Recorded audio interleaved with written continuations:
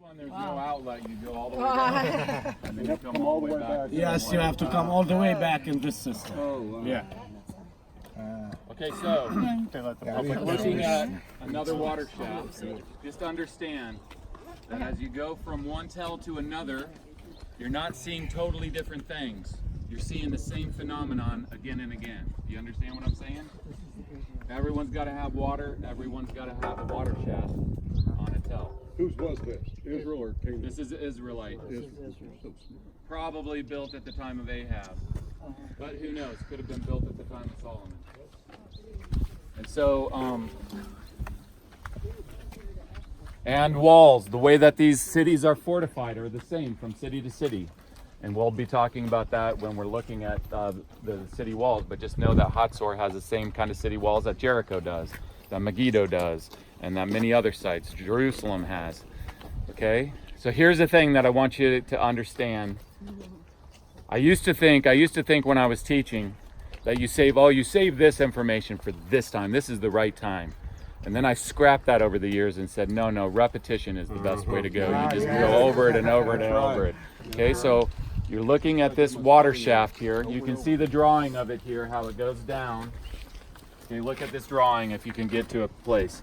See how it goes down and then it comes down. And then remember we were looking at the one over there, which was the Canaanite one that didn't have this vertical thing. It just goes like this. See what I'm saying? So that they just walk down like this all the way to the water table. Now, what I want you to understand is this.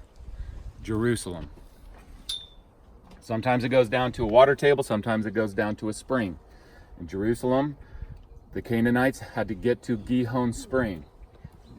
So what do? They built a water shaft like the one over there, because this is a Canaanite, Jebusite period. When I say Canaanite, we can say Jebusite, we can say Perizzite, we can say Amorite. We can say all these different tribal names, but if they're living in the land of Canaan, they're Canaanites. Okay? So like the one over there, that is a shaft like this, in Jerusalem goes down to the Gihon Spring.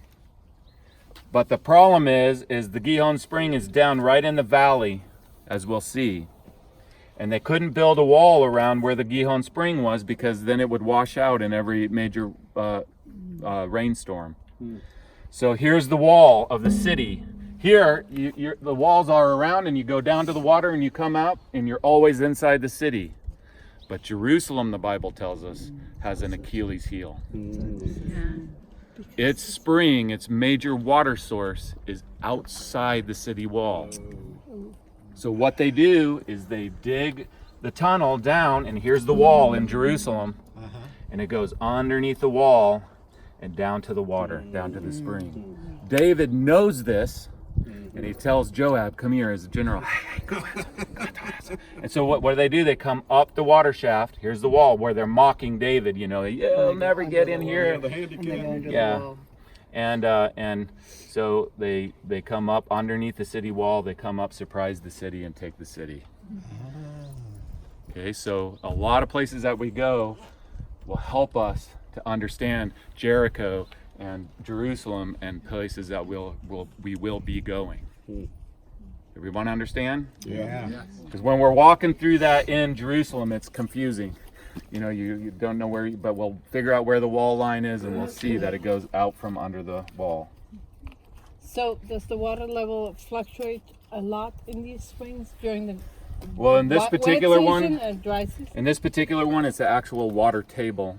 And so it would rise, it would raise and lower in the rainy season and the dry season, but it would always be there. It would always have enough water to supply the city unless there was a massive drought. And then, as you know from your Bible, you got to go to a river, and the nearest river is Egypt. Now the Jordan River is, if you see where it cuts down through, it's down deep. It's the lowest river on earth, and it cuts down deep into the soil down there in a canyon, and so it wasn't able to be utilized like the Euphrates and the Tigris and the Nile for agriculture, for irrigating and whatnot. So you don't have most of your sites down on the Jordan River. You have most of your sites up here in the mountains where the rain falls. 22 inches of rain about per year up here. And so this is a rain-dependent culture, whether you're talking about the Canaanites or the Israelites. Abraham was called by faith to live where the big empires were, right? The big empires were on the rivers in Egypt and Mesopotamia, and he was called away from that river culture that depended on the rivers into a mountainous place that you had to depend on God for rain. And these gods and goddesses that are called, you'll often see them referred as the fertility cult, are, you've heard this name Baal, and you've heard the name Moloch, and all these gods. These are the storm gods. They're the gods who provide rain, because everybody is concerned about rain. If you don't get rain, you're dead. And so that's who you're worshiping. And by the way, when you're worshiping, if you're a Canaanite, for example, you believe in many gods, but that leaves a natural question. Okay, if I believe in all these gods and goddesses, then which one is the most powerful? Which one do I need to fear the most? Which one do I need to please the most? And this is the king of the gods. And so we were talking about the different peoples. Well, the king of the gods for the Phoenicians is Baal, who are out this way. Okay, for the Arameans, it's Hadad. For the Ammonites, it's Moloch. They were influenced by the Amorites, who worshipped Moloch. For the Moabites, it was Chemosh. For the Edomites, it was Kos. For the Egyptians, it was Amun. For the Philistines, it was Dagon. For the Assyrians, it was Ashur. For the Babylonians, it was Marduk. What people am I talking about when I say Zeus? Greece. Who am I talking about when I say Jupiter? Rome. And Zeus is the king of the gods, right? So there's these king of the gods, and then they have their consort.